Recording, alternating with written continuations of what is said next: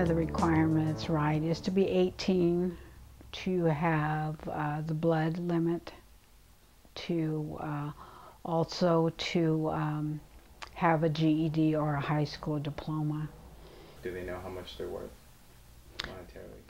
No, no, they're not. And I think that's good.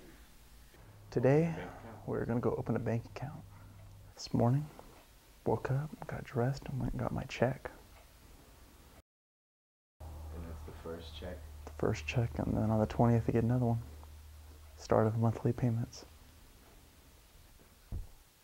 It's really cool. Oh well. Hope it doesn't corrupt me. Last couple of years, you know, everyone with all the new income everyone's getting, that's like the first thing you'll see them buy is a big car. I think probably because the same reason me, we never had a nice car. You know, they'll have a little house, and then they'll have this $50,000 Escalade in front of it, you know, and their house is all, you know, have trash in the front yard just like it used to be, the same house they've had forever, and then, you know, their Escalade will be, you know, spotless, you know, getting detailed every week.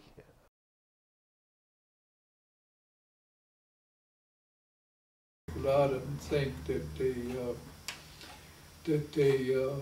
finish high school and then get the per cap, and then that's it. I mean, just live up on it. If that per cap ever gives out, they're in bad shape. The younger kids, they grow up thinking, oh, I don't need to work, I don't need to go to school. They wouldn't think, it's a family thing. You know, I'm lucky in a family that values education, but a lot of Native American families, they don't value education too much.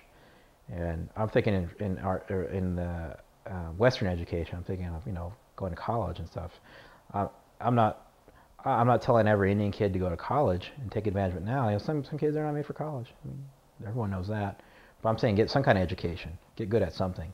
From my perspective, there really are very few problems on the reservation. If you compare it to either cities or little towns that have a lot of money, think about in this part of the country, Rancho Santa Fe or La Jolla, and think about the problems that wealthy families have with their children.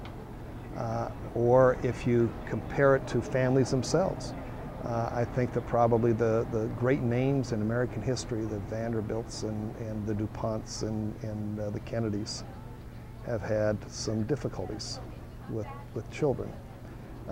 Obviously, when a family, a huge family like this family, has such a huge business, they've created an industry, I think, here in California.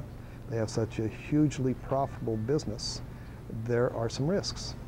I think that the tribe pays a lot of attention to that. I think the individual tribal members, the moms and dads, pay a lot of attention to that. And the kids aren't walking around like they would in a rich community saying, my dad is so-and-so, or my dad started such and such company, and my dad or my mom, you know, is very rich or very famous. It's different when you're saying my whole culture. It's just a different kind of a feeling for kids, and I think that's going to keep them more motivated and more on the straight and narrow, as much as they should be anyway, than the normal non-Barona family would be. Prior to Indian gaming, there was no chance that any functional social engagement would ever occur. You have economic annihilation.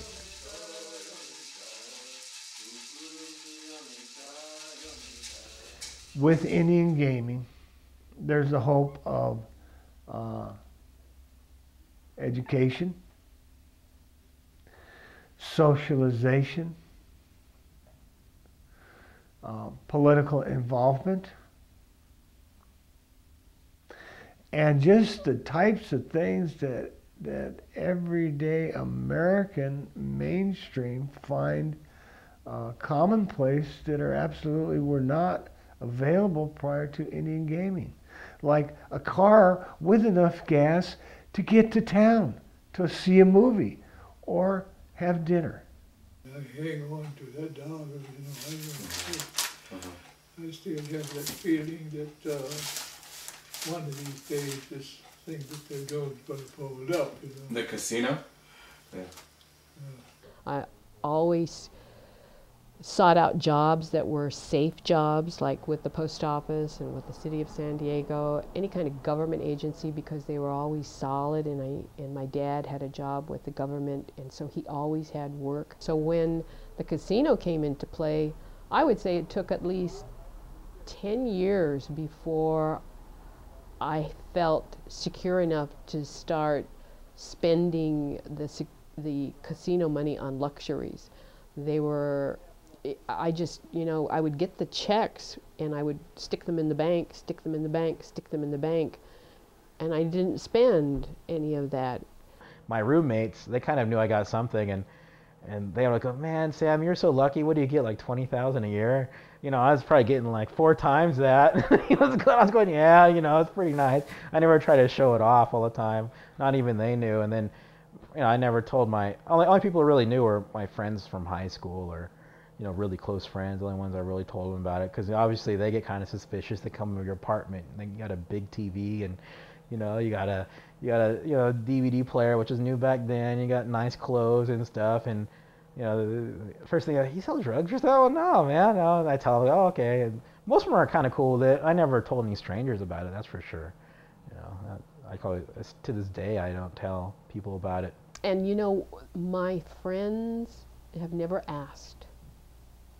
They know that we get a compensation from the casino, but they have never asked how much it is. The people that I worked for, they never asked. My coworkers, they never asked. Only people who didn't know me would come up to me and say, hey, you're getting all this money. You're getting like $3,000 a week, aren't you? And I'd go, ha, yeah, right. I would never comment as to yes or no, but it would be people like that that would talk about it. No, I don't know who feels comfortable about saying how much they make. As years went by, you know, we all became closer and closer, and we all helped each other.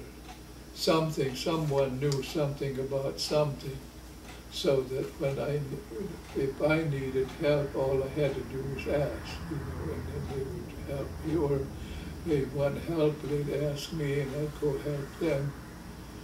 And so we were close that way, you know, we were closely knit. But the way it is now, never see those people anymore. They're do things their own way. I did expect people to be distracted by the modern world. People are so busy in their lives today, doing regular activities that everybody else in San Diego is doing. There's so many opportunities today to fill up your weekend and your time for all of us. So when I offer a class on traditional culture, I get a few people. And you know what? I think that's probably okay. How many people in the larger world are interested in their traditional or ancient history? Why do we expect Indians to be proportionately more interested in ancient history or museums? Because we have the stereotype that all Indians should have this huge embodiment of ancient tradition